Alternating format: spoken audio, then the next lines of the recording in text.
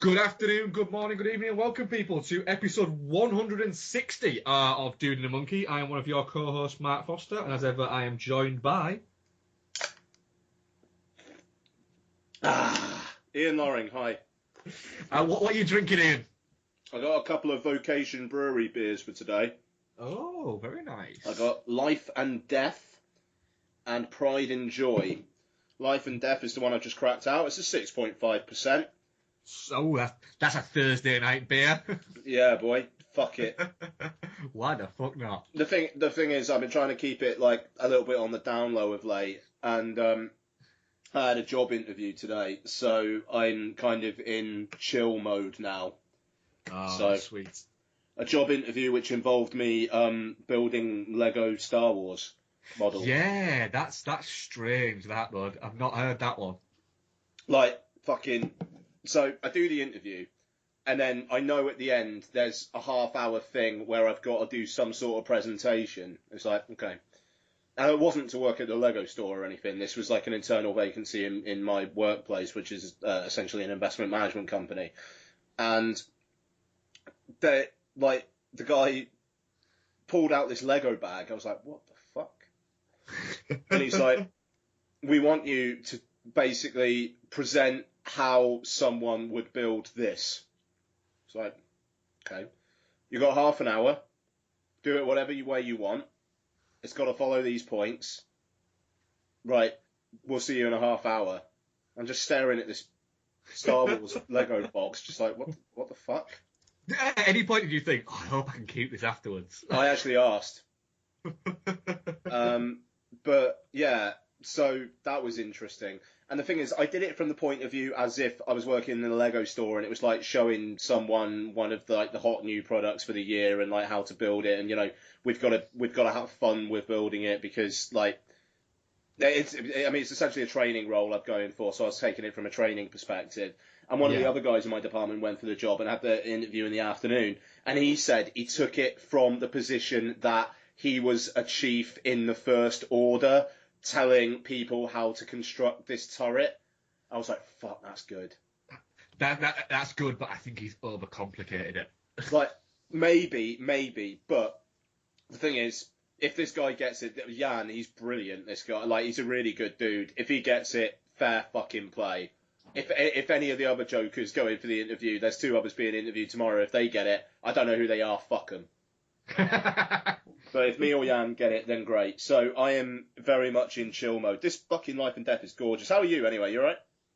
I am not bad. I am having the work week from hell. We'll say that. I'm having an absolute hellish week, which I can only assume is going to get even fucking worse tomorrow because I've got an incredibly difficult fitting to go tomorrow. And when anything's difficult, I haven't had anything that difficult this week. Just everything that could fucking go wrong has gone wrong this week.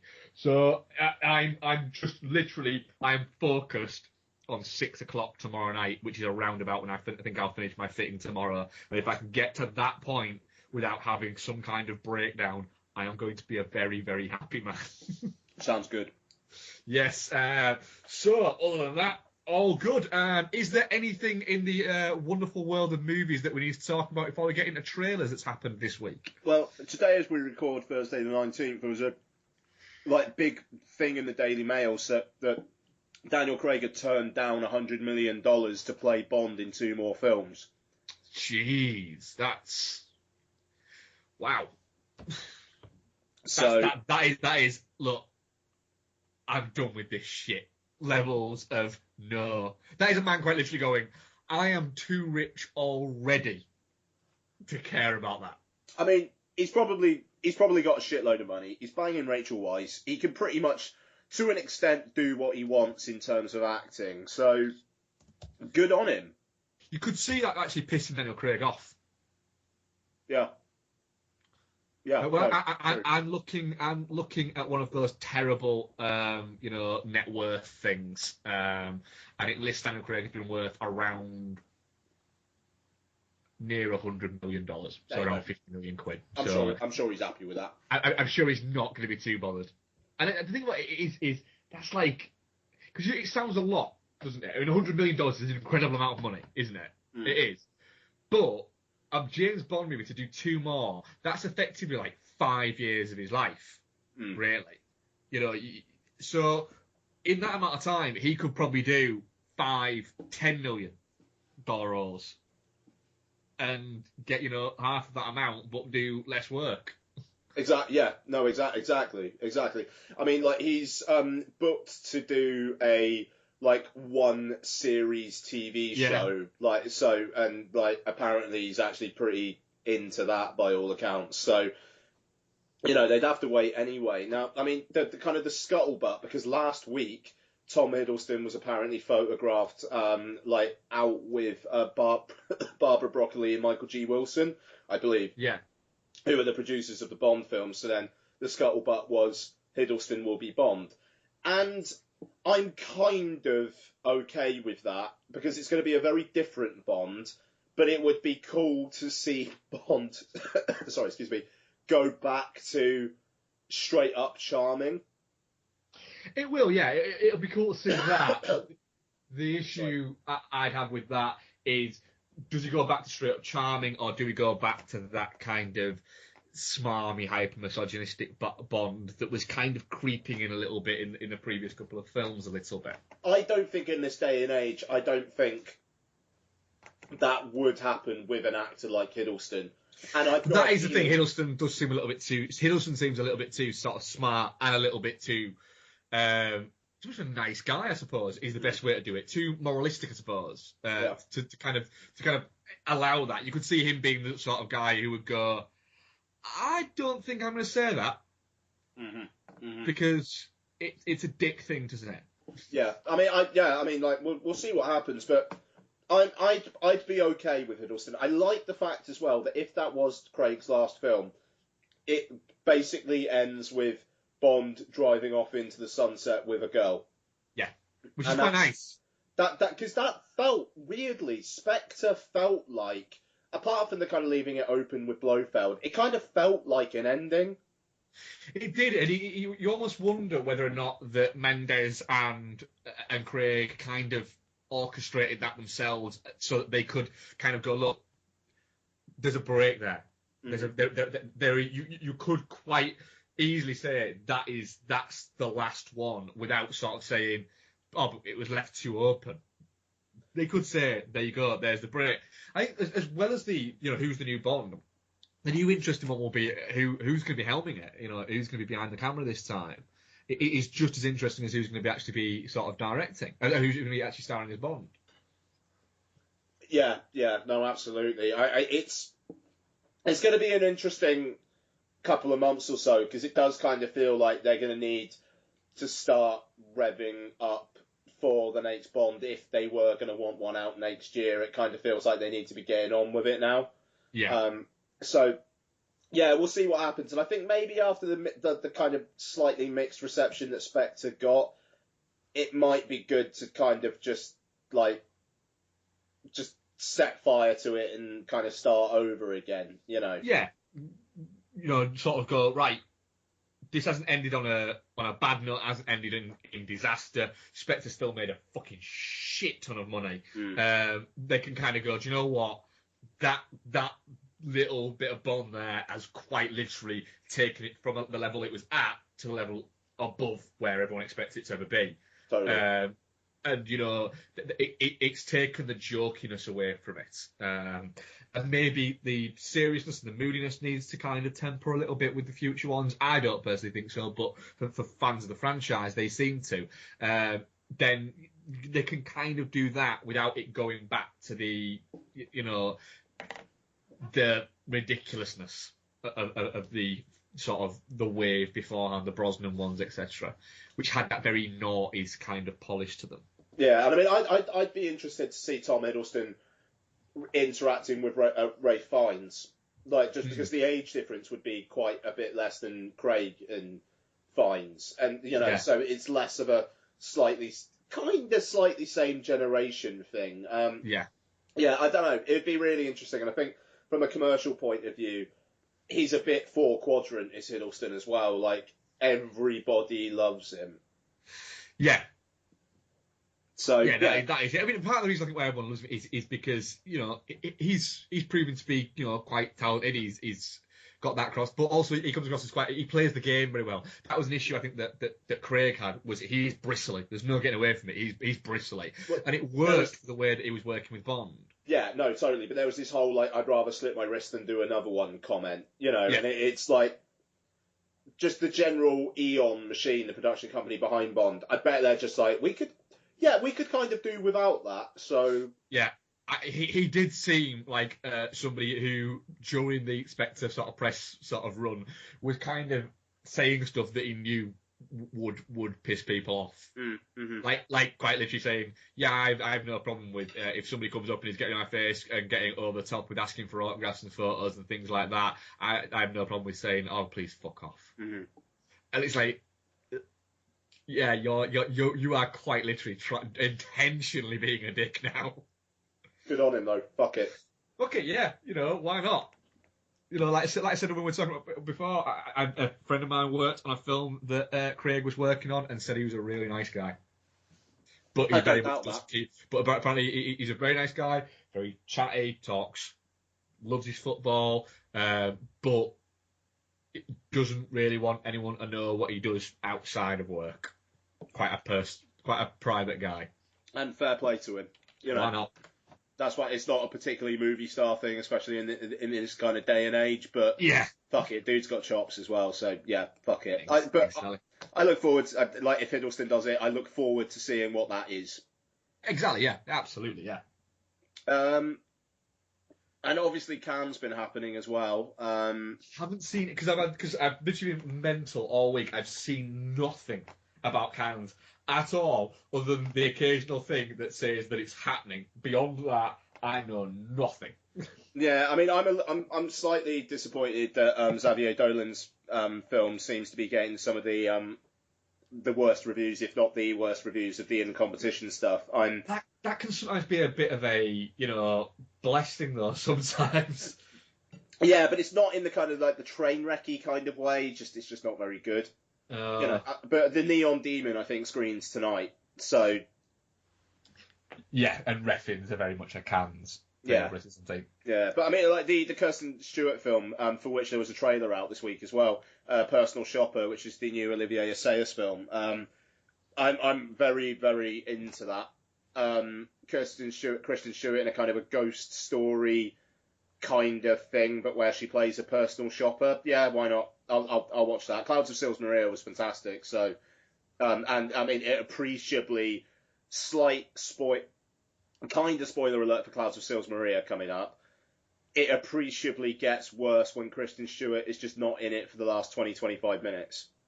So there's that. She and Assayas seem to have a thing going on, so I'm up for that as well. But I mean, fucking Jeff Nichols' film Loving got good, some good words. It seems like it's been a strong year for Cannes, and considering all the fucking TVs, the new cinema bobbins, I'm very, very glad for that.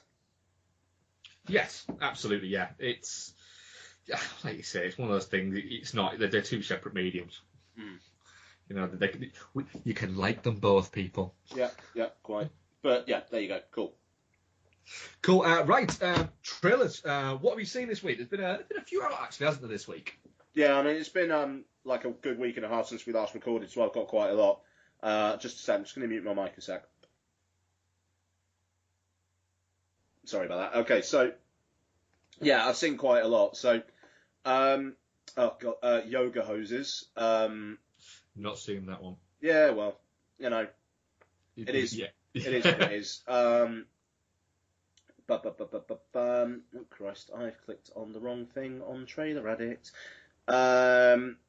Nerve, which is... Ooh, yes, yeah. Yeah, Emma Roberts and Dave Franco, getting dared to do things on the internet and then it all goes wrong. It reminds me a little bit. Do you remember the Amanda Seyfried and Justin Timberlake film In Time? In Time, sure. Yeah, it reminds me, not in terms of how it looks or anything like that, but that kind of medium of here's two young stars, here you go. Except they look like they're about 15. Both of them. The fuck? Hang on, sorry. There's a fucking ad auto playing on. Hello, sorry. Yeah. Yeah, there was an ad auto playing on Trailer Addicts, and it was insanely loud. Sorry. No problem, though. So it was like In Time, but what? It's like In Time, the film, but not like in terms of story or anything like that, but just sort of like the way that they pitched In Time as, look, it's these two hip young stars, here you go. But the problem is that neither Dave Franco or Emma Roberts look like actual full-grown people. They both look like they both look incredibly young in that movie. Did I say Amanda Seyfried earlier on? I might have. Yeah, Emma Roberts. But yeah, no, absolutely. It kind of feels like Emma Roberts has been playing the same age for about the last 10 years. Yeah. I mean, we all know that I have a thing for Emma Roberts because I know she's violent. That's good. You know, anything that comes up, I'll go, yeah, I'll watch it, because I imagine at some point she's probably going to kick this shit out of somebody. Nice. Yeah, no, I mean, it's a midweek Netflix. It absolutely is a midweek Netflix. You know, so, yeah, there's that. And it literally, the end of the trailer literally gives away the end of the film. Yeah, man, yeah. Like, it's just a way to completely tell us what the entire film is, guys. That's well done. Well done. It literally is, you go, so that happens then. Mm-hmm. And Assassin's Creed? Looks yellow. Yeah, and it looks alright. I'll watch it. Yeah, why not? Yeah, I'll watch it. I'll tell you one thing. I'm getting sick of this fucking rap music played over every single film at the moment. Trailer.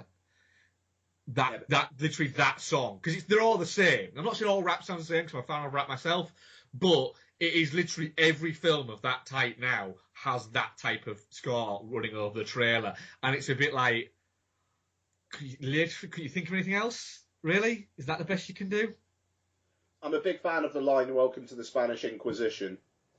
Yeah, it's a little bit like, fair play. I mean, it's a good cast. It looks lovely. The shot of him, of Fassbender jumping off the tower looks magnificent. I just hope that they can tie both worlds together okay. There you go. Yeah. No, exactly. I mean, and it kind of, there was some quote saying that most of it actually takes place in the real world, which is a bit, really? I thought the whole point of it was that it's in Italian history or something, or Spanish history. I mean, I watched the fuck out of it. It comes out a few days before Christmas. It'll be a nice thing to go after Rogue One, and, you know, yeah, great. Cool. See how it goes. Yep.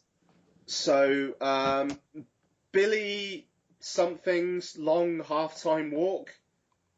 Oh, Billy Lynn's long halftime walk. That's the badger. Should be interesting, like being shot in 3D and high frame rate and like all sorts of crazy shit Ang Lee's doing with this. But I don't know, like the trailer doesn't really give much indication of what it's actually about. Apart from he's traumatized by war and there's some sort of big presentation going on in an American football field. And that's about it. So, yeah, I mean, did you see this? I've not seen it now. Yeah, I don't know. We'll see. One that a couple of trailers might start to make more sense of. Yeah, no, totally. Yeah. The Accountant, which, you know, new Gavin O'Connor. Trailer's quite interesting. Doesn't really tell you anything about the film, but it evokes a mood, which is great. I mean, it is more a teaser, and I'm looking forward to seeing more of that. Yeah, it's got enough intrigue in it, I would say, certainly. And I'm sure it will be better than Jane Got a Gun. Yeah. So, Hell or High Water, the new film by David Mackenzie, which was playing at Cannes in some respect. Good cast: Jeff Bridges, Chris Pine, Ben Foster. It's been getting some good reviews. The trailer didn't particularly grab me. It kind of looked a bit VOD-y to me, but we'll see. It's like two brothers rob some banks to pay for some debts or something, and Jeff Bridges is after them. Sure, why not?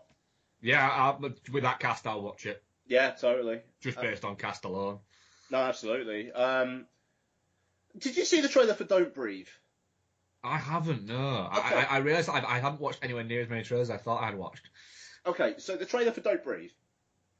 It's this girl is living with her like deadbeat mum and her deadbeat mum's boyfriend and her little sister, and she says, "I'm going to get some money. I'm going to take you away," to the sister, and the sister's like, "Yeah, let's go." And the girl teams up with a couple of guys to basically rob a blind man, and then it turns out the blind man can kind of kick some ass, and there's some horror-y stuff going on, and there's like shots of somebody saying to a phone like, I'm so sorry, you know, like, please forgive me, and stuff like that. And it's just like, well, all right, you're robbing a blind man, so I don't care how fucked up your life is and how much you want to escape. You're robbing a blind man, so like, if the blind man's going to kick your ass, I kind of think you deserve it. Yeah, I'm kind of on the blind man side, yeah. So that's interesting. The blind man is played by Stephen Lang, so already it's like, well, the blind man is going to kick your ass. Yeah, I don't give a shit how fucking blind he is. You still don't mess with Stephen Lang.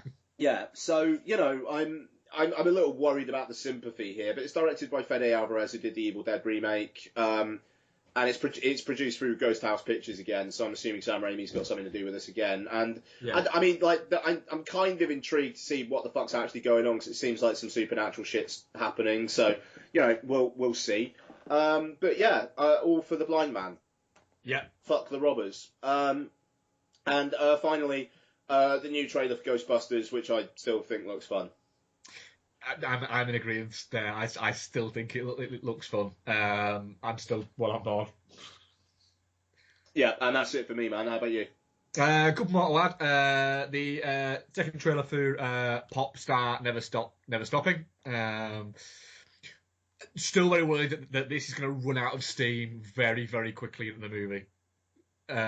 So yeah, it's if there's nothing else out of the cinema that week, I'll go and see it. But if there's anything else out, I'll probably just not. Yeah, I mean, I like me some Sandberg. I'm in. I like Sandberg. I can say if it's anything over 100 minutes, I'll be going, ooh. That film should be 88 minutes long. I'm assuming it's 85 minutes. Just based off the trailer, I'm assuming it's 85 minutes. Yeah, it should be. The Purge election year, the latest trailer for that. This looks like there's a lot of batshit shit going on in that, and I like that it looks like it's going full fucking genre. And you know, the first two were quite genre picky anyway. I like the fact that it's going hyper stylized and essentially now treating the Purge like it's gone beyond just a point where people can commit crimes. It's now essentially a crime party for everybody, and you know, there's almost like a cosplay element to it. It looks quite fun, really. So I'm very much up for that. And the latest trailer for Sausage Party. Which again, like Pop Stars Never Stopping, I'm worried that literally once the joke's revealed, that it's just going to tell the same joke over and over again, and you're going to be going, right, okay, this is a funny idea, but have you managed to wrap an entire story around it? I trust Rogen and Goldberg, but the trailers aren't selling me. That's for sure. That's where I'm at. Yeah, I trust the people behind it, but like you say, the trailers are making me go, a little bit. Yeah, for sure. And beyond that, that's everything I've seen. Cool, man. Cool. Shall we jump into our feature review then? Yeah, boy. We are reviewing the new Richard Linklater movie, Everybody Wants Some. It's his first film since the incredibly successful, both critically and commercially, I think, Boyhood, which won Academy Awards. It's him going back to sort of his medium, I suppose, in it being a period piece comedy. Set around sort of college years and school years. Spiritual sequel to Dazed and Confused, but also was kind of inspired and kind of the idea of it whilst he was making, whilst he said he was watching Boyhood, apparently. Really? That's interesting. Said that that he came up with the idea from the end of Boyhood, where his roommate comes in. And it's sort of like them before, it's those few days before school where everybody kind of gets together, but school hasn't quite started, and that's where he kind of came up with the idea. And then he went back and with Dazed and Confused and put everything together and sort of came up with this film that's set in Texas in 1980, where you have, it's essentially it's the baseball team for a college have been given 2 houses that they are going to live in that are off campus, and one of the new sort of freshmen there, Jake, turns up, and it's about him integrating with the current people that are already there, as well as the new guys that have come along as well. As is usual with Dr. Linklater, it stars people who aren't necessarily household names or big stars, but have done little bits and around. So you've got Will Britton, Zoe Dutch is there, Ryan Guzman, Taylor Hoytney, Wyatt Russell turns up as well, which is quite cool. Very smart casting, by the way. Yes. Considering the arc of that character, really smart casting. Because when he first comes in, you kind of go, But then remember all spoilers all the time. But yeah, it's essentially one of those Linklater movies where there's no real plot. It's just these things happen. So Ian, everybody wants some. What do you think? Yeah, so I mean, it's a bit of a risky proposition here as well, because to an extent, Linklater is going back to the well, and people could maybe accuse him of being like resting on his laurels and like trying to have an easy win or something. But I mean, what's a better film, Boyhood or Everybody Wants Some? Boyhood. What would I watch again a lot quicker? Everybody Wants Some. I was very entertained by it. I certainly don't think it's perfect, and I think that if you do not key into the vibe of watching these guys hang out, then you're in for a tough time, and that has happened with some people. Yeah. But I had a really good time spending a couple of hours with these guys. I was in the tank for them, as soon as the Rapper's Delight sequence happened. which is quite early. Which is early, yeah. The vibe that you get with these guys hanging around, I thought was really, really well done.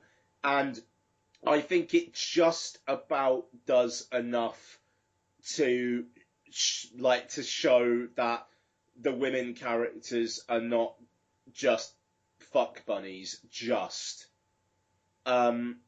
even though, to be fair, there are a lot of these, too many of these probably, but it is a story about guys hanging around with each other generally, so it's mainly guys, and it is what it is.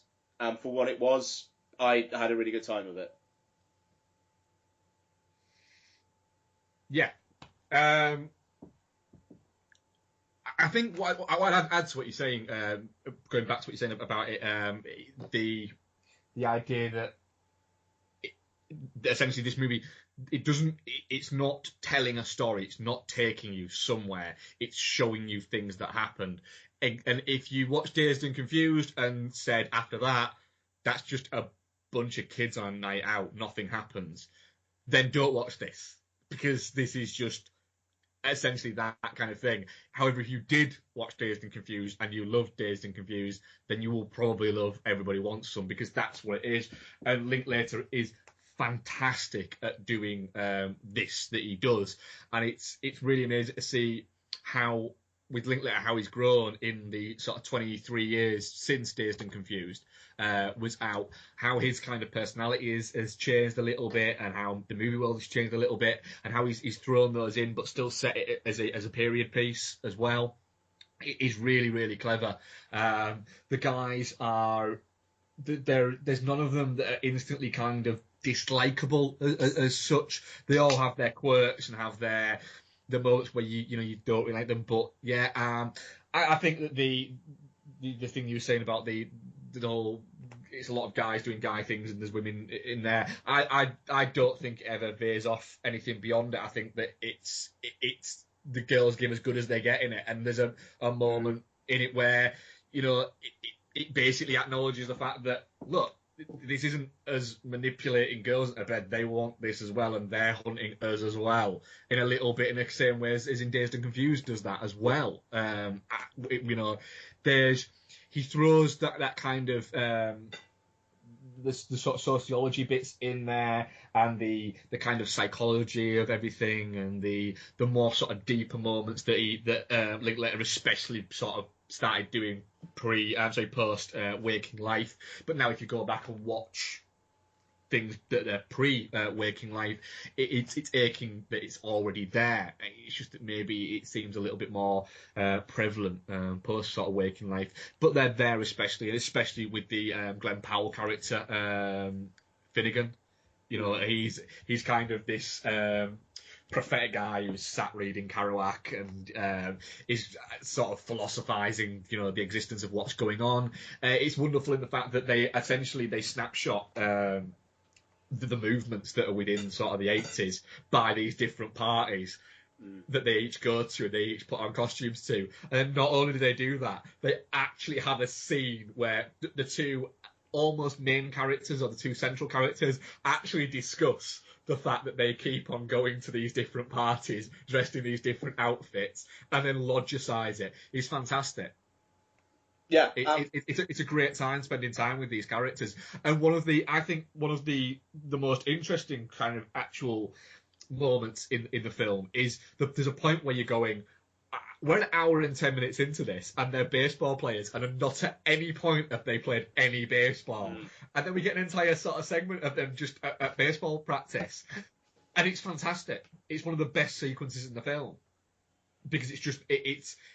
You almost think that they're never actually going to play baseball, that they're not actually just serious about baseball. They just talk about it, and then you actually realise no, that they are actually good at this, and they do actually take it seriously. It's really quite fantastic in those moments. And I was the same as you. Once the Rappers Delight came on, I was like, right, do you know what? I'm sitting back. I'm ready to spend time with this now. Yeah, exactly. I mean, it's like I say, it's not perfect. I think Glenn Powell is maybe a little bit too overly. The way he kind of performs it, like the way he's a little bit more deep thinking than the others.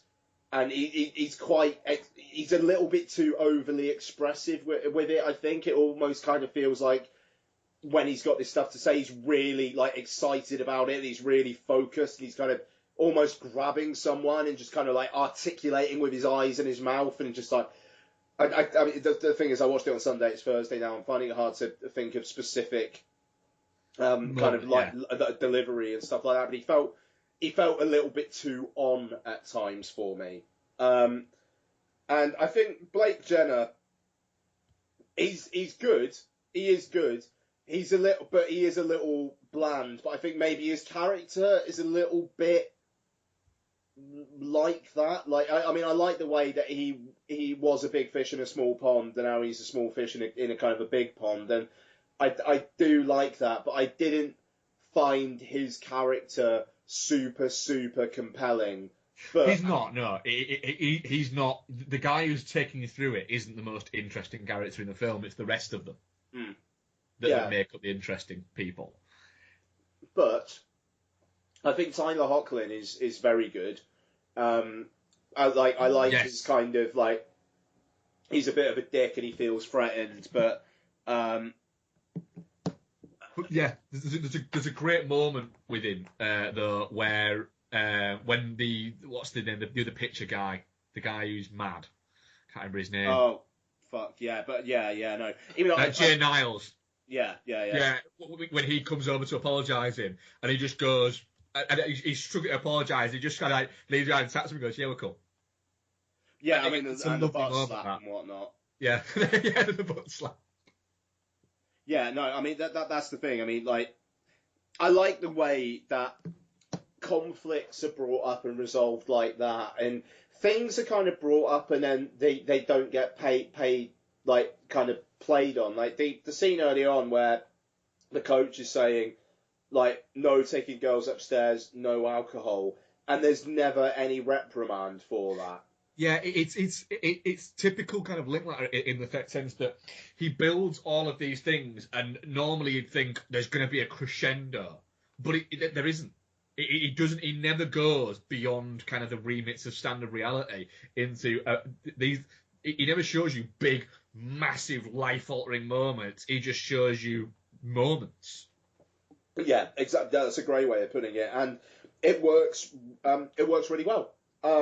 Yeah. You know, and you don't need that stuff. You're spending a few days in the life of these guys, and then it's done.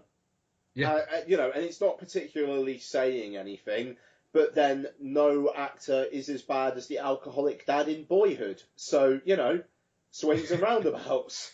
Yeah, there's that. I think everybody, like you said, the casting's fantastic in terms of everybody is solid in it. And it runs along at a nice pace and things happen at a nice pace.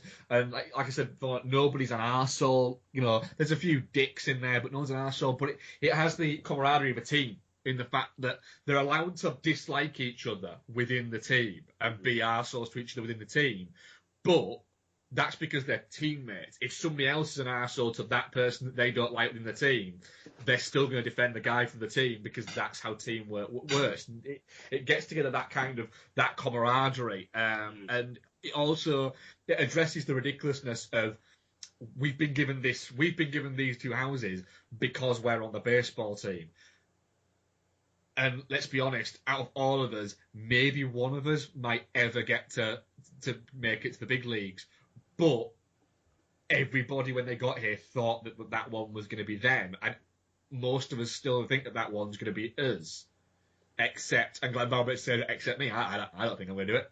Yeah, no, exactly. That self-realization is awesome. Sorry. Yeah. It's his acceptance has kind of made him go, you know what? I'm going to enjoy this, but at the same time, I'm actually going to work on the fact that I'm actually quite smart to actually ensure that when this doesn't happen, I'm not left going, oh God, no. Oh, no.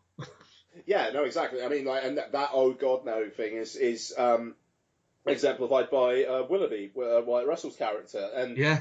I mean, who basically feels like, is it Wooderson in Days That Confuse the Matthew? Yeah, Wooderson, yeah. He's that character, essentially. Yeah. I mean, even the names are similar, you know, I don't think that's an accident. And I love that casting of Wyatt Russell, because you do watch him at the start just thinking, like, right, he looks like not like in retardedly older than. Yeah.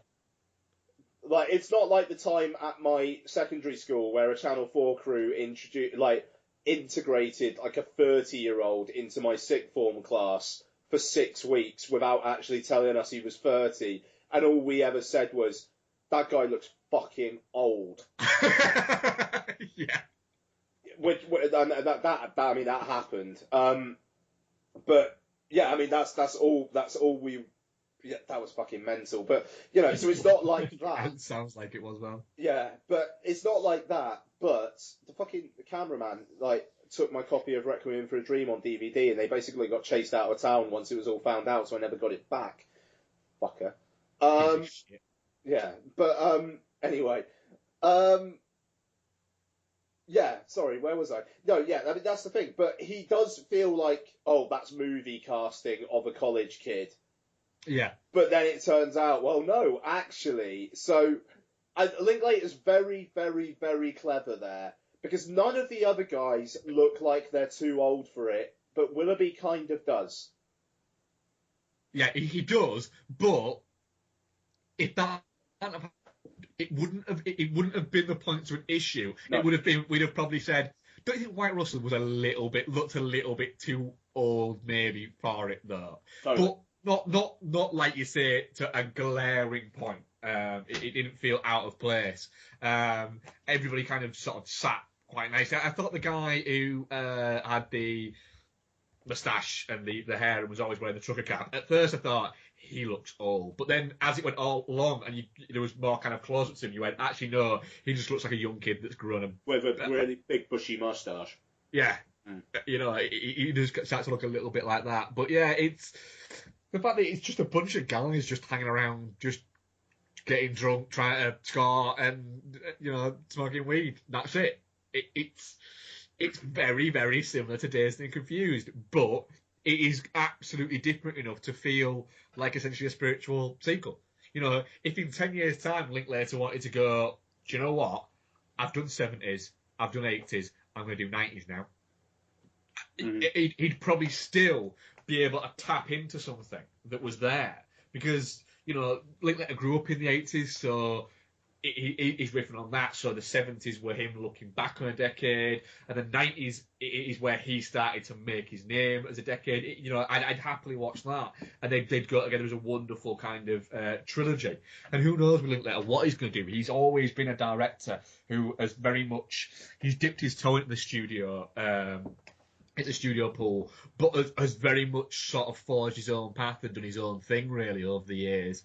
And it's amazing the fact that you know, now because of Boyhood, he has a little bit of a, you know, a little bit of sort of cachet about himself. And I know it's Megan Ellison who kind of produced this, and it's fantastic that she quite literally gives, you know, certain directors, you know, sort of carte blanche to go, look, how much money do you need to make this movie? I need this much. Right, there you go make it, and don't worry about whether or not it's going to make money. Let me worry about that. And incidentally, I've got to say, the Annapurna Pictures production logo, I'm a fan of it. Oh, it's lovely, isn't it? Yeah, I love the fact that it looks like it was made on like a fucking like a laptop, like an 8-year-old laptop using Microsoft Movie Maker. Yeah, I love the fact it looks like that, and that's not a criticism. It's wonderful, and like feels I say, intentional.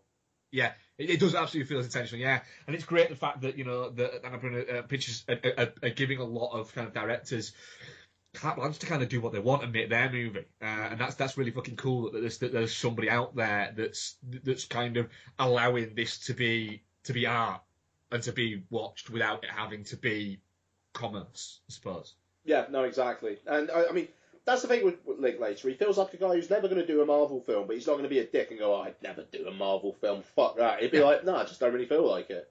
Yeah, it's just to the point of where you almost get feeling like he'd say, you know, I wouldn't do a Marvel film. Why? Because you wouldn't want to watch the Marvel film I'd make. Fair so point, why would I make also. it? Yeah. You know, he made School of Rock. You know, he's done that type of picture. You know, and I think that it works for him. But this is him.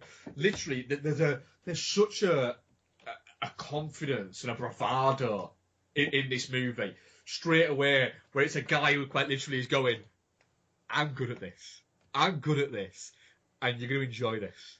Yeah, totally. So go along with the ride, and I hope you enjoy it, and if you do, thank you. If you don't, you know, I'm sorry, but the people who enjoyed it are going to really enjoyed it.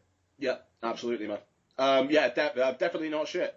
Definitely not shit. I'm going to go as far as to say, because Becky went to come watch this with me, but we couldn't work out times because of our crappy week. So she didn't, but she said, look, I really want to see it. So I might actually go to see it again next week. Nice. And I'm actually going, do you know what? I'm actually quite looking forward to watching this again. I'd happily go and see it again in the cinema because I just had such a great time with it. Yeah, I mean, it'll be a day one. It actually would be a day one blue for me, or 4K if it. I don't think it would come out on 4K, but if it did, but yeah, day one. Yeah, absolutely. So cool, Ian. What have you been watching? So there's one that I'm not going to talk about because I think Noel might be on the show next week. I think he is going to be on the show because we're chatting X-Men, so he's actually in the country because last time he was out of the country. Yeah, he's out. He's in the country for a few days in May. So yeah, no, I think Noel's going to be on. So there was one that we were talking about on WhatsApp that he said he'd get watched, so we can talk about it. So I'll leave that for now. But yeah. I've watched quite a few things actually because it's been a while since we recorded. So I watched The Duelists, which is Ridley Scott's first film, which is actually on Mubi at the moment. There's a few movie watches here actually. And I did a written review for Vodzilla, but I will say I really enjoyed this. It still feels quite fresh, actually. It's basically, and it's not nearly as staid as I kind of thought it was going to be going in.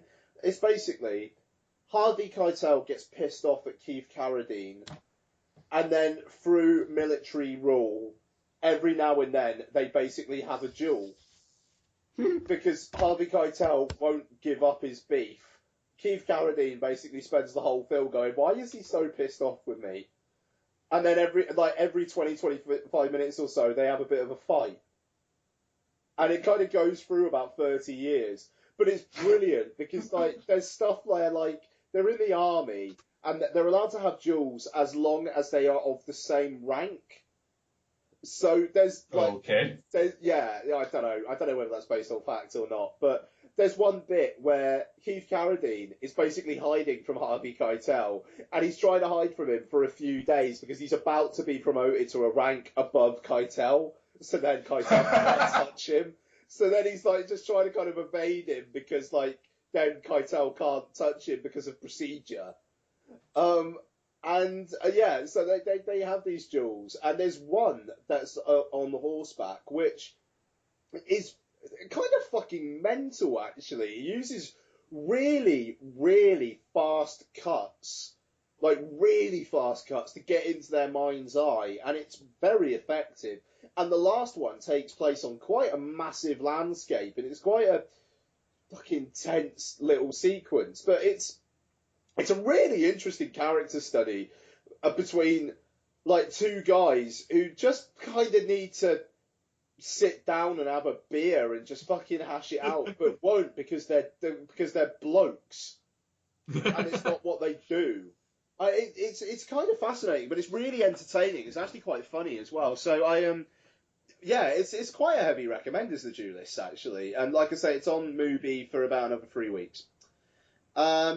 Victor Frankenstein, the Max Landis written film, directed by Paul McGuigan, who director of Gangster #1 and Push, the superhero one that Chris Evans and Dakota Fanning were in a while back. But he's also I've got that on Blu-ray. Nice.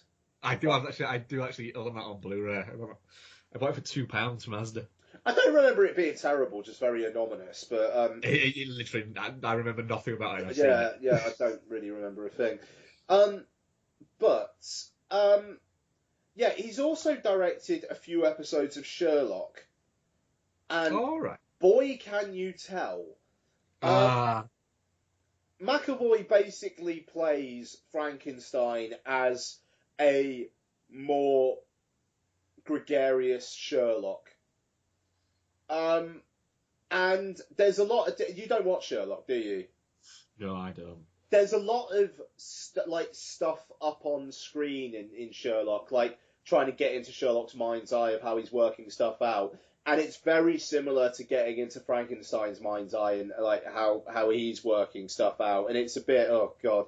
And the score sounds like it was done by the guy who did the score for Sherlock. That kind of mixed with the Hans Zimmer score for Sherlock Holmes. It's very derivative stuff. And I will say as well, the third act is fucking bobbins. But McAvoy and Radcliffe together are actually pretty entertaining. They have a good chemistry together. And on occasion, it's sprightly enough. Right. But it's not a recommend, but I really don't think it's a train wreck. I think it's 105 minutes long or something. And oh god, yeah. And I'm just reading my Letterboxd review, and I Am Kazam commented on it. The biggest problem was the police character. Yeah, okay. So Andrew Scott, who plays Moriarty in BBC's Sherlock, plays a police detective who's kind of on Frankenstein's tail, and he is not great. It's how many antagonists does this film need? Because there's also a guy who bankrolls Frankenstein's work for his own evil gains. And it is a little, right, so you can't have Victor Frankenstein being the bad guy because he's got to be sympathetic. So you've got a cop played by Andrew Scott from TV's Sherlock, who is not really a bad guy either, because he's very, very religious, and the film does the lazy thing of basically making the religious person be the bad guy. Which, you know, people with faith, they're not bad people. People who try to enforce their faith on other people, maybe they are. But then his character gets less kind of bad guy-y as it goes on, as there's like backstory revealed as to like why he's so like zealous in his faith. So then Freddie Fox is the benefactor guy, and then he is a bad guy, but he's not in it enough to be the bad guy. So it's all these people fucking swirling around, and then you've got Frankenstein's monster, who at the end of the film, it's basically like, right, okay, so the original Frankenstein, the monster is just this essentially this poor creature that's like made against its own will, essentially. And here, it's just a guy in a fucking rubber suit who just pummels people. It's insanely pointless. It sounds a little. And I mean, like, Charles Dance turns up for a scene as Frankenstein's dad, because why not? Yeah, exactly. Why not? And I don't know, Igor has a love interest. You know, it's really weirdly filmmaking by committee, but to start the whole idea of it in the first place is the idea of fucking Max Landis. But then it kind of, I don't know, it feels like it's something that got taken away from him, but it probably wasn't. He's just a little bit ropey. Sounds like it just thinks a little bit too much of itself. It's trying to be too clever. Slightly, yeah. I mean, I don't know. I mean, but McAvoy and Radcliffe are fun. They actually almost make it worth a watch because of their interactions. Almost, not quite. Not quite though. I mean, Christ, if it was 15 minutes short, if it was under 90 minutes, definitely why not? If it was under 90 minutes, it'll probably be a 3 out of 5. So there you go. Take Freddie Fox's character out of it. Cut yourself 15 minutes. Job done. So there you go. Sweet. So I've got a few more. I'll just pile through them, shall I? Or yeah, cool. Yeah. Okay, cool. So I rewatched Starsky and Hutch, which do it. Which I really like, except for the fact that it looks like shit. It does look like shit, but I'm in the camp of I really like it. I know. I mean, like, there's damn solid fucking laughs in Starsky and Hutch, but it looks like there's a light shining directly on Ben Stiller and Owen Wilson's faces in every single scene. I mean, the cinematography is atrocious. Yes, atrocious. I mean, who the fuck? I'm gonna have a look now. I'm having a look as well. I'm trying to remember who shot it. Barry Peterson, who shot. That sounds like they got somebody off the street. Well, he shot the Jump Street films, which actually look good. They look really quite good, actually. Yeah. Zoolander, We're the Millers, Sisters, Jumper, The Watch, Vacation, Dark Blue, randomly, Hollywood Homicide, and Starsky and Hutch. They're not too bad at looking at films. Starsky and Hutch looks like hammered shit. Starsky and Hutch does, yeah, but the rest of them are all right. Yeah. So I don't know. There you go. Okay, and I watched on Netflix. I watched Circle. Circle Jerk. Circle. So, film starts off. There are these people standing in a circle, and they all look like they're asleep. And then one of them wakes up, and they're like, what the hell's going on? What the hell's going on? Steps out of this, like, dot that's below them, and then they get killed. And then everybody else wakes up. And basically, it's some alien force have abducted these people, put them all in a circle, and every like 2 minutes or so, they all have to like think of who they want to die out of the other people in the circle, and then the one with the most votes gets killed off. Oh. So like the thing is, I stuck it on because it was like 85 minutes, and Circle is literally one of those movies that I think literally everybody who has Netflix, which is 3/4 of the population of the world, has hovered over. yeah, totally. And yeah, it's an interesting idea, but then it turns into, oh, you're going to kill me because I'm blah, blah, blah, blah, blah, blah. Oh, well, no, that's a good point. Maybe you're not. Oh, no, I am, actually. All right, then you can die. It's like that. Like, I'll give you an example. Like, there's a Hispanic, like, guy with tats and a beard and, like, a cut-off shirt. And, like, they're all, like, people are like, well, you're obviously a piece of shit. You're a dirtbag. And he's like, well, what, why is that then? Just because of my tattoos and blah, blah, blah. And then a couple of minutes later, like a police officer character's like, hey, I know you. You beat up your wife and nearly killed her and blah, blah, blah, blah, blah. And then he's like, you don't know what you're talking about, man. Yeah, it was you. And he's like, the bitch deserved it, blah, blah, blah. And then bang, he's dead. And like, I mean, there's like a black guy who's like saying like, oh, it's funny how all the black people are getting killed off, and then like all the other people are like, stop calling us racist, blah blah blah. And he's like, bitch, blah blah blah blah blah. And it's like, right, okay, he's dead then. And it's just like, what?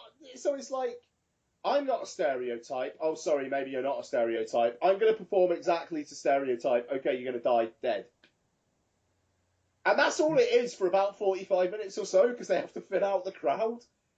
And then it kind of turns into this interesting, well, our priorities for it's like if there's only going to be one person alive at the rest of this, at the end of this, maybe it should be the pregnant woman.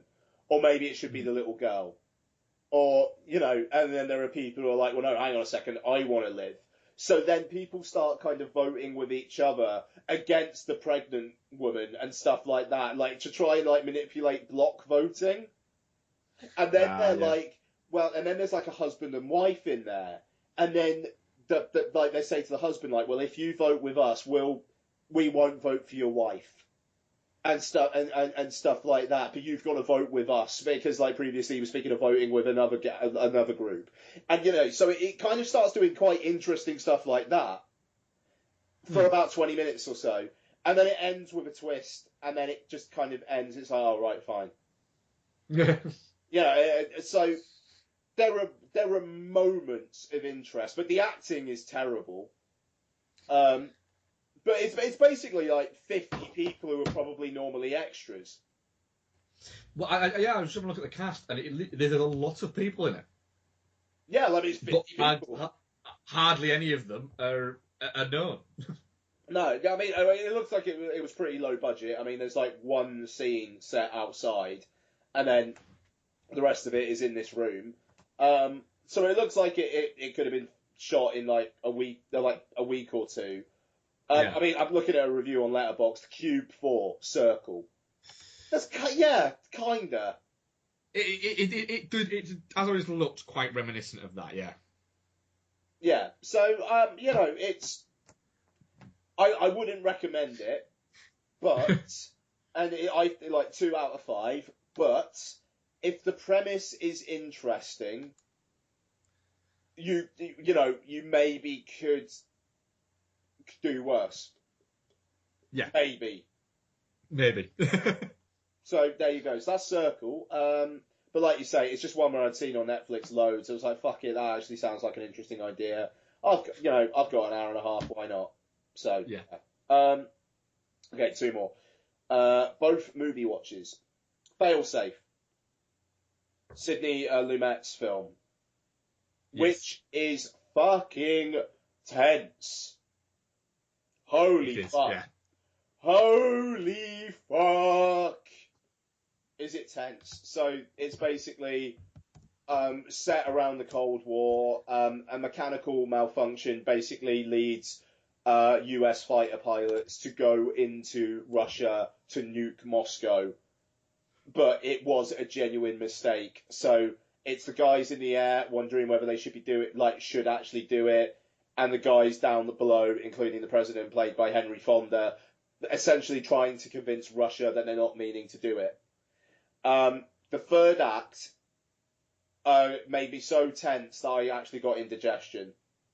I think purely as a result of clenching and just being like, oh, seriously, anybody who's seen it will know what I'm talking about. There is something that the American president does at one point, which I cannot fucking believe they actually did in this film. I mean, it's stunning. And I believe George Clooney directed like a live TV movie remake of this. I believe he might have done, yeah. And I am all over that. I really, really want to see that. And I hope No, he didn't direct it. He starred in it. It was Stephen Fryers who directed it. Oh, Stephen Frears. Yeah. Oh, nice. Okay. Well, I am all over that. Clooney, Richard Dreyfuss, Harvey Keitel, and Noah Weil. That sounds. Yeah, there you go. Stephen Frears. Nice. That. Hank Azaria, Brian Dennehy, Sam Elliott. It's a decent cast. Yeah, okay, that looks awesome. Quite good. Yeah, I mean, I'm not going to say too much more because I didn't know a lot about it going in. Bloody hell, it's like a good 20 minutes shorter than the original. That's interesting. But yeah, I'm not going to say much more about it because if you haven't seen it, you should totally watch it. And last thing, Hitchcock's To Catch a Thief, in which a quiche Lorraine is deemed to be the height of sophistication, and Cary Grant laughs while two women fight over him in the sea. Very, very light. I mean, it starts. The opening titles is against a picture outside like a holiday shop, saying like "beautiful France."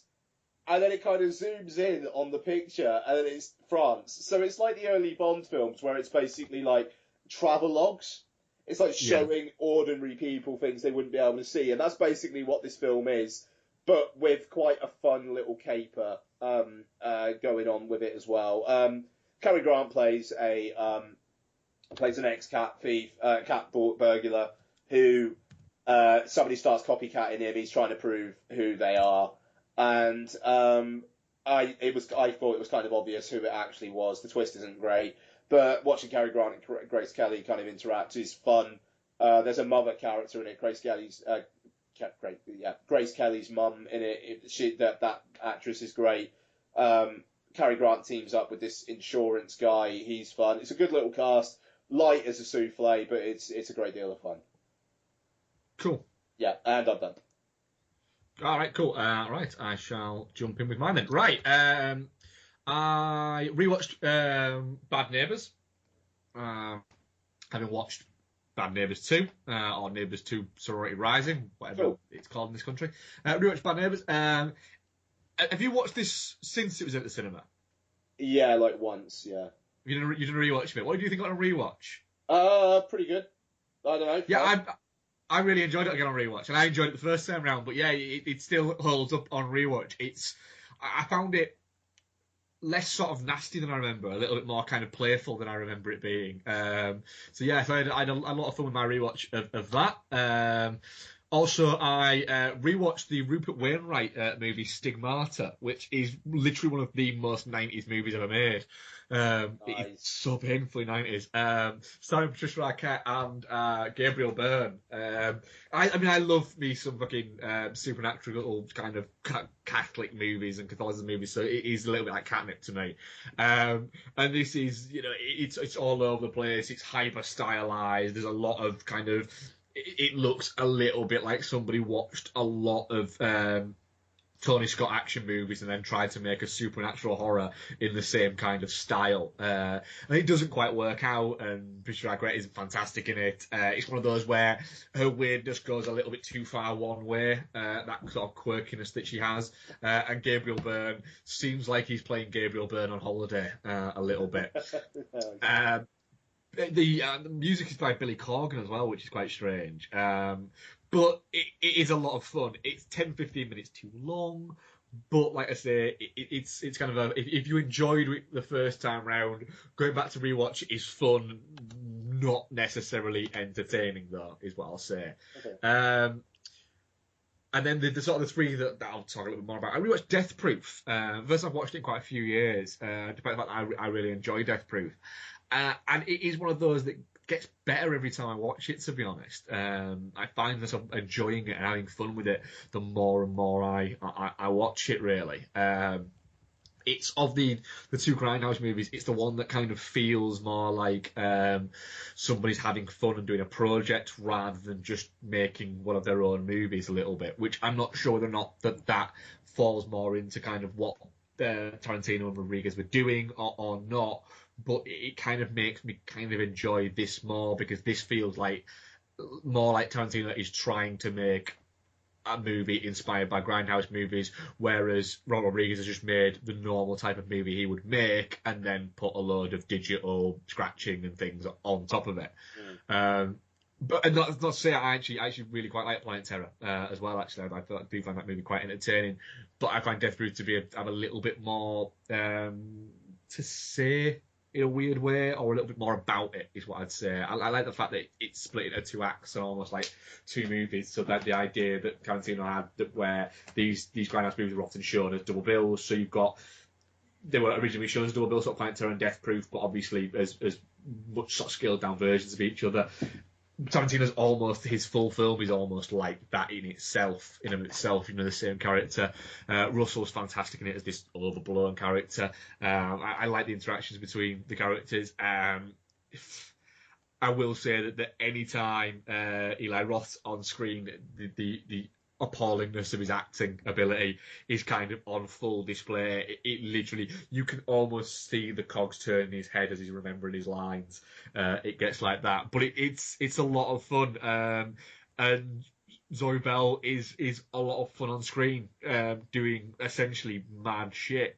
And I did go and see this with a Q&A with Zoe Bell and Tarantino, where they were doing a Q&A after it. And Zoe Bell just fucking swears so much it is untrue. And she was actually wearing a dress during the what is it? And she kept sitting with her legs normal, sort of like legs in front of her. And every so often, Tarantino was just leaning across and just closing her legs, because she just kept on opening her legs and sitting with her hand in front. And Tarantino was just closing her legs. And it's like, for a while, she kind of like didn't realise. Then all of a sudden, she went, "Oh shit, I just realised why you're doing that," and then closed and then crossed her legs. Fucking hell. And Tarantino just burst out laughing. And then at one point, somebody asked Tarantino the question of, the moment in the second half of the film, where the car spins off the road, there's easily have been enough time to stop and have her get off the hood and then get in the car and have them set off again. And Tarantino goes, "No, they wouldn't." And he stops him dead, and the guy goes, "No, I'm not giving you my opinion. I'm telling you. I'll ask you a question now." And the guy goes, "Yeah." And he goes, "Have you ever driven a car at 50 mile an hour with a beautiful lady strapped to the front of it?" Yeah. And he goes, "Well, no." And he says, "Right, we have, and I can answer you that question. No, they wouldn't. Next question." And it was just fantastic in the way that he just shot this guy down. He didn't do it in a rude way. It was almost like he was offended by the question, because the question was kind of saying, "Oh yeah, but that wouldn't happen, would it?" And he's like, "It would. We did it. There you go. That's pretty good. Next question, please." And it's fantastic. Listening to Tarantino talk about film is incredibly engaging. It's that thing. He's a personality in of himself, and it's fantastic. And it was a great experience sort of seeing that Q&A. Another film I watched, I rewatched Dazed and Confused, inspired obviously by Everybody Wants Some. A movie I've seen more times than I'd care to mention. But it really is. It really is fantastic. It's like a warm hug of a movie. Once you start watching it, you're introduced back to these characters, and very much similar to Bane's, who everyone wants some. There's no real bad guys. You know, Ben Affleck gets about as close to being a bad guy as you can, but it's more. You look at him and you go, yeah, I know that guy. I know that guy from when I went to school. It's the guy who always took things a little bit too far and a little bit too serious and wasn't bright enough to know that they were the arsehole. Yeah. That's who Ben Affleck is. And he's probably still the arsehole in the group. But I guarantee you, he's the guy where if you were having a shitty day and you rang him and said, do you want to go for a beer? He'd go, absolutely. Yeah. You know, he's an arsehole, but he's our arsehole. It's that kind of thing. It is. I mean, it's insane when you look back at this cast of, at the time, essentially kind of unknowns. You know, you've got Jason London there, but Rory Cochrane's in there, Matthew McConaughey's in there, Adam Goldberg's in there, you know, Marisa Rabice's in there, Cole Hauser's there, Nicky Katt, Ben Affleck himself, Mila Jovovich, Parker Posey, Renee Zellweger's in it very briefly. It's amazing that this is a snapshot of people that would go on to be either huge stars like Affleck and McConaughey, or great kind of character actors, and you know, it's that guy Froms, like people like Goldberg and Cole Hauser, Parker Posey, Nicky Katt. You know, when you look through it, their careers have all gone fantastically well, but they've never done that big, huge sort of breakout role thing. It is a great sort of snapshot of sort of 70s Americana. It looks fantastic. It works fantastic. It's all set over one day, essentially. And you sort of watch it going, you know, it's almost like, the weird thing is, when you sort of see stuff like, for instance, a movie like Bad Neighbours, that isn't a true snapshot of what fraternity life is like. It's a hyperized version of it. It's blown out of proportion. It's a Hollywoodized version of it. Whereas this almost feels level enough to be an actual kind of experience of that kind of era. And not everyone's polished and looks perfect. You know, it doesn't look too perfect, too pristine. There's enough kind of going on there where you could go, yeah, that's that. You know, yes, Jason London is a good-looking guy, but he's not perfectly put together. He is your standard college quarterback look. Whereas you get the feeling if they'd been made now, he'd be absolutely fucking ripped and he'd be perfect looking, and you know, he wouldn't be an attainable, actually to look like kind of guy. And it all kind of works fantastically. The soundtrack is incredible, and it's got some iconic lines. You know, the minute McConaughey comes on, you go, oh, here we go. And within a few seconds, he does the all right. And you go, this is brilliant. It's just, you almost feel at home with these characters. It's fantastic. It's Dazed and Confused. And it doesn't, there's never a point in it where you're going, this bit don't work. Every bit works in it. It's fantastic. Absolutely, man. And I have some breaking news. Oh, yeah. The Neon Demon has just screened in Cannes. Yeah. Robbie Collin, the Neon Demon got exactly the reception I'm sure Refn was hoping for. Audience members literally shouting abuse at the screen. How do I even review that now? It's basically Death Becomes Her with explicit lesbian necrophilia. Oh, do you know what? Yes. Like, yeah. Zan Brooks, dumbstruck by the Neon Demon, Refn's nightmare fairy tale of LA, savage and sublime, an assault on the senses, so naturally they booed it. Yeah. Right, that sounds fine. I'm all for that. Yeah, but sorry, continue. Ian, on to my final one, a movie you were all for. Zoolander 2, oh, or God, Zoolander, okay. or Zoolander number 2. I love how I bloody came out saying I think it's one of the best comedy sequels of all time, and then not a single fucking review I read was positive about it. Right, the 2016 sequel to when was Zoolander? 2005? 2001. 2001? Was it that long ago? Yeah. Wow. Written and directed by Ben Stiller, also Justin Theroux, Nicholas Stoller, and he's also in there on writing. Starring loads of people. Quite literally loads of people, including a lot of people as themselves. Zoolander 2, nobody likes this movie apart from Ian. And me. Yay! Because the reason why I like this movie is it feels like they started writing the sequel in about 2003, or having ideas for the sequel in 2003, and started making it in 2015, but just kept all of the jokes that ran along from then. There is so much going on in this movie. It is tricky to kind of take on board. There are so many things thrown at it that some of it lands and some of it doesn't. But when it lands, it's so interesting and so what? Yep. That it works. That it works really, really well. The one thing I'll say is it's not perfect, and a lot of it doesn't work, and a lot of it is really? Really? Suzanne Boyle? Sting? That doesn't not what? That's fine. What? Both of those. The Suzanne Boyle one made me go, fuck off, I don't even know who she is. I know of the name, I know where she came from, but honestly, if I was stood next to her at a bus stop, I wouldn't recognise her. I didn't recognise her in that. I like the idea of a load of screaming fans chasing after Susan Boyle, or like wanting Susan Boyle's autograph. I just think that's funny.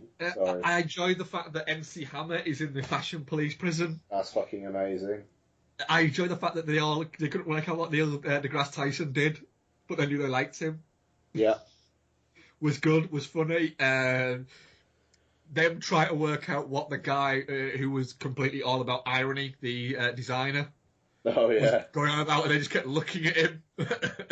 was amusing. Will Ferrell does what Will Ferrell does in these type of movies, where he turns up and fucking just steals it. It's stupid. It's ridiculous. It finished, and I thought, I shouldn't like that, but I kind of do. I kind of did like it. The bits with his son were terrible, but I actually quite enjoyed them. Will Ferrell's plot Yeah. is fucking mental. Yeah, it's just so fucking strange as a movie. Yeah. But I did kind of quite enjoy it. Keith Sutherland as just travelling around as part of this. Oh my party. god! Like just the fact that you've got Kiefer Sutherland saying that shit to Owen Wilson, Yeah, and like with no smirk on his face whatsoever, like with a tear running down his face. It's brilliant. I just the fact that he basically just calls him orgy. Yeah, I really, really, really, really, really, really, really like Zoolander 2, and I don't care who knows it. I think that film is so fucking funny to me. I will say I enjoyed it. It's a solid 7 out of 10 for me. I watched it and went into it absolutely with an open mind going into it, but I did think I'm hoping this is going to be all right, but I have a feeling this is going to be crap. By the end of it, yeah. I just went, I don't really know what to think about that, but I know that I didn't hate it, and I laughed enough that I liked it. And do you know what? I'd probably watch it again, so therefore, I think I liked it. As soon as Ben Stiller left that place in an Uber at the start, I was yes, I was very, very up for it. I mean, Billy Zane is the weird shamanic messenger. Just gold. I'm looking forward to watching it again. Gold. Yeah, I will say I enjoyed Zoolander 2. I didn't expect to, but I am very glad I did. Fucking right. So that's all I've got. We do have a few questions this week as well. I'll get them up now. First one is from Rich Kid at Rich J Kid. What film do you want to see a spiritual, if not literal, sequel to?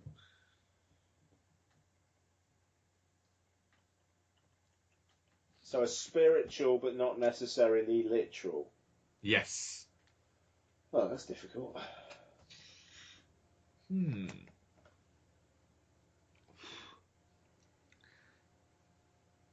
I'd like to see a spiritual sequel to the John Hughes movies. I don't know which one, but either Breakfast Club or Pretty in Pink.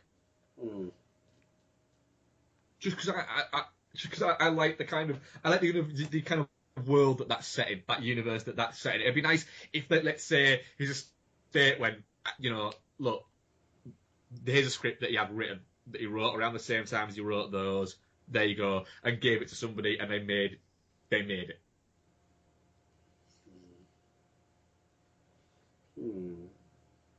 There's a lot of films. That's the thing. There is a lot of films, yeah. It's not just like 10.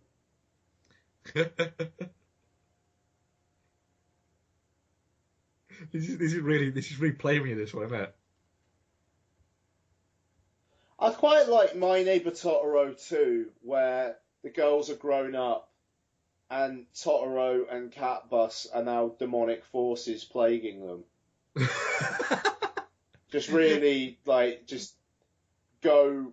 The thing is, I've now watched My Neighbor Totoro so many times in my life, or specific bits of My Neighbor Totoro. I have now watched the Cat Bus scene in the rain in My Neighbor Totoro so much that I now want to see Cat Bus just eat the kids. Of course, My Neighbor Totoro, I have the Japanese poster on my chimney breast, so I see My Neighbor Totoro pretty much all of the time. Just that one image from it. I'm looking at a Japanese poster of My Neighbor Totoro now. Yeah. Is it the bus stop one? No, it's like a kind of split image thing of the girls sitting on the tree at the end where they're looking in at the hospital with Cat Bus. Oh, yes. And then, Totoro flying with them as well. I'll tell you what, I am loving this. iTunes wanted to do an update of my phone when I plugged in my phone into my computer, and now it's trying to update it and saying an unknown error has occurred, and now won't actually let me, boot up my phone. It just stays stuck at the update screen. Oh, so you have to do a reset. Thanks, Apple. Do your reset. Sake. Anyway, sorry. No problem. Question number 2 is Marcus Zizou at Team Zizou. If you could bring one actor and one actress back from the dead and cast them in one more film, who would you choose? John Candy in the Kurt Russell role in Hateful Eight. That's fucking good, that. It'd be different. That's fucking good, though, that. Mine was going to be John Cazale in anything, because, let's face it, that fucking film would be incredible. Patrick Swayze is the kid in Room. Make it a better fucking film. No, it wouldn't. Yeah, that's a good one, that one. John Candy's a really good shout. John Candy in a Tarantino movie would fucking work, wouldn't it? Richard Pryor as Django Unchanged. Oh, that would be a much different movie. Natalie Wood would be my female one. That's not a bad shout. Doing what? I don't know. Natalie Wood doing... I don't know, I'd just like to see... Do we have to specify the film? Yeah. I didn't know we had to specify the film. You don't have to if you don't want to. I'll have a think. Natalie Wood in... something. I can't think of anything now. Solid. But John Cazale, I'd like him to be cast alongside Al Pacino, Robert De Niro, and Joe Pesci in Martin Scorsese's upcoming movie, The Irishman. Nice. Yes. Nice, that's good. Because, let's face it, Scorsese returning with De Niro and bringing Pacino along for the ride and throwing Pesci in there, that is excitement overload for me, that one. Solid. I think that's going to be incredible. Yeah, man. That's very, very, very exciting. Even though apparently Joe Pesci is a little bit... I'm not too sure if I want to actually do it or not, because he's in retirement. He's very ill, isn't he? Yeah, I was reading an article yesterday saying that Louis C.K. wanted him to star in that web show he did, Horace and Pete. And he said to Louis C.K., I've seen some of your stand-up. It looks like you're not trying and you're not very good at it. Well, Pesci's only done a couple of movies in the past sort of like decade or so, and one of them was the De Niro directed The Good Shepherd. Good Shepherd, yeah. And the scenes that he's in, I think he's in 2 scenes, and they're both on a porch, and he's talking to well, I think one of the scenes is talking to De Niro's character, this scene is talking to Matt Damon's character, and De Niro sort of said to Pesci, "I want you to do this," and Pesci was recovering from cancer at the time. And he's like, "No, I'm not doing it. So De Niro literally turned up at his house and said, "Yes, you are. You fucking owe me. We're shooting it now." And gave him the script, and he just went, "All right, I'll do it." And that's how he got Pesci to do it. Was literally told him, "You're doing it. You're doing it." So I'd hope that they literally say to him, "There, you're doing it. You're doing it," because. Any Pesci's fantastic Pesci, and it'd be amazing to see those guys kind of all back together and doing their thing. It's one of the movies that I hope more than anything that's probably ever been made is good. That's a fair shout, yeah. Because that team deserve to make a good movie, and I very much doubt that. I mean, Scorsese doesn't make bad movies. That's just a fact. We know that it's been well established, and. You kind of get the feeling that it'd kind of be fitting if that kind of was kind of like, because Scorsese essentially has said that he hopes this is kind of his last movie in a way, that he'd like to go out on this, and I think if Scorsese's aiming to go out on something, he's going to go out on a fucking high. Yeah, bloody right, man. Yeah, and I mean, I don't know, it would just be such an appropriate film to go out on as well. Exactly. Wouldn't it be amazing if that won Best Picture, Scorsese got Best Director, De Niro got Best Actor, and Pesci got Best Supporting? It'd be kind of like, it'd be the combination of all of these guys' incredible careers and the amazing sort of entertainment they've given us over the years. Totally. So anything else to add, Ian? Or is that episode 160 in the bag? I think that's episode 160 in the bag. I think it is episode 160 in the bag. What are we covering next week, Ian? We know, don't we? Yeah, boy, we're going to do X-Men Apocalypse, which has been getting some not great word. I read one tweet review of it, and I can't remember what it was, and it said it's an X-Men Apocalypse is not as good as Dawn of... Shit, what's it called? Dawn of Justice, is it? Superman one. Yeah. Yeah. It's not as good as Dawn of Justice, and Dawn of Justice was shit. That is the only bit I read about, and I thought, yeah, I can kind of see that. Yeah, that's a bit of an old fuck, isn't it? I hope it's good, but so far the trailers make it look like a movie that was made 20 years ago. I'm worried. Yeah, I'm very worried. Yeah, and to be fair, the marketing's been worrying all along as well. So yeah, I'm looking at it going. Oscar Isaacs doesn't make bad movies. He makes good choices, which makes me then go, "Oh, that means he's due a shit one."